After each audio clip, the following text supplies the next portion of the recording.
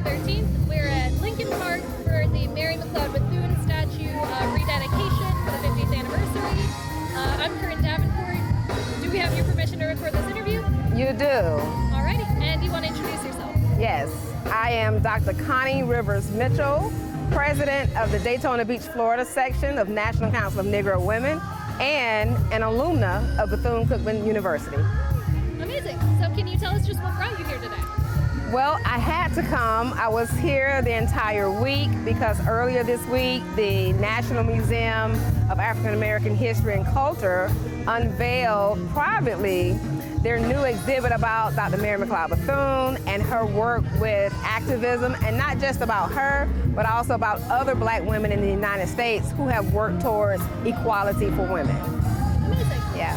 And what about her life and career maybe kind of draws you to her as a historical figure? What stands out to you? What stands out to me as a little girl, my mother was in school at Morris Brown College in Atlanta, Georgia, when she first met Mary McLeod Bethune. And as little girls, she always talked about her, the boom in her voice, like you could hear a needle drop as soon as she opened her mouth to speak, and how powerful her presence was and her words were to encourage them as college students to get out to vote and to also get others out to vote.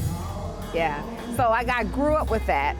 And I grew up in a family where mostly everyone went to an HBCU, and so the decision for me was Bethune-Cookman University back in the 90s. So 30 years ago, Amazing. I first went to Bethune-Cookman, yes. So how was your relationship? It sounds like you obviously knew about her since you were real small. Mm-hmm. How was your relationship with her as like a historical figure? How has your perspective on her changed with all that time kind of being so close to her as a figure? Right, I learned more in-depth details about Dr. Mary McLeod Bethune as I grew older, as I became a student at Bethune-Cookman University. At the time, it was Bethune-Cookman College, so I got a chance to see the transition as a alumna, also as a employee, and just a lover of her legacy and a product of her legacy. And so I have 2 degrees from Bethune-Cookman of my 4 degrees. And I'm just so proud to be a Wildcat. I'm proud to be a part of her legacy. And then I was also blessed to be able to be the first one to nominate her when they opened up public nominations in the state of Florida for who would represent the state of Florida with a statue created in the U.S. Capitol, the National Statuary Hall.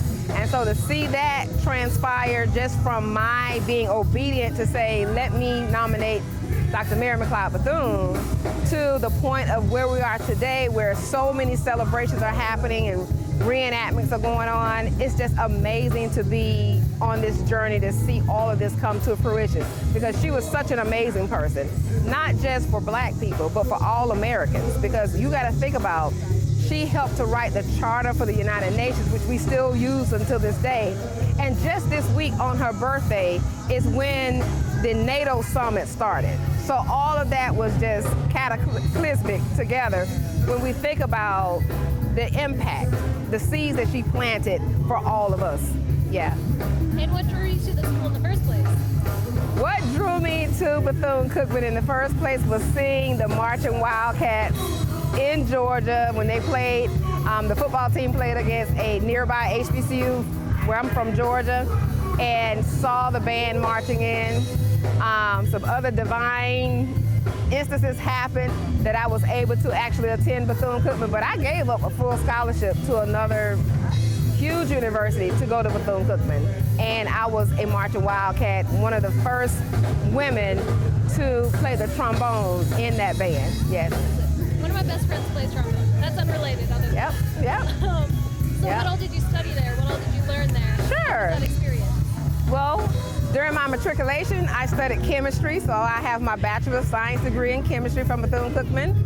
I also learned more about leadership. I was always doing youth leadership anyway, but there was a different level of leadership that we learned while at Bethune-Cookman. One of their items that they always promoted, especially in the science department, was to educate the whole child. So we were exposed to so much. And even until this day, I get a chance to go back and talk to some of the science majors. I've even gone back and I've taught math and I've taught biology at the university. I was the director of testing there at one time. So anytime I can give back in any way, I always try my best to do that. And I always think of Dr. Bethune, so I make sure I do whatever in service to Bethune-Cookman with excellence. Yeah. Amazing. And in your work, how do you try and kind of carry her philosophy, her work with you? How do you carry that out every day? Yeah.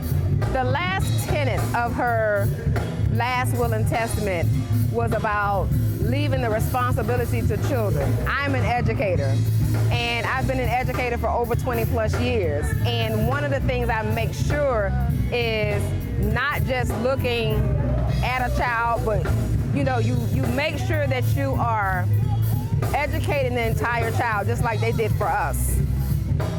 And making sure that they're whole, making sure they have what they need, not just academically, but also socially, and what do they need at home. Dr. Bethune was all about that. She made sure her students had what they needed. When she had a student who was sick, who could not be seen or would not be seen at the whites-only hospital, what did she do? She went and built her own hospital on the campus. And so who else would do that for their students? And so we go high and above and beyond for our Wildcats. And I just love that about her legacy, and that we continue to see that in how we motivate and encourage our students today. Amazing. Yeah. And is there anything that she would address or talk about back, with her actual work that you think is still a problem worth addressing? How do you see her legacy of work continuing? Yeah, I think that she saw a lot of chaos. She saw a lot of things unraveling that would make a lot of folks feel like there was no hope. And I think we're in the same sort of situation in America right now, where we have so many people who are disgruntled about what they see.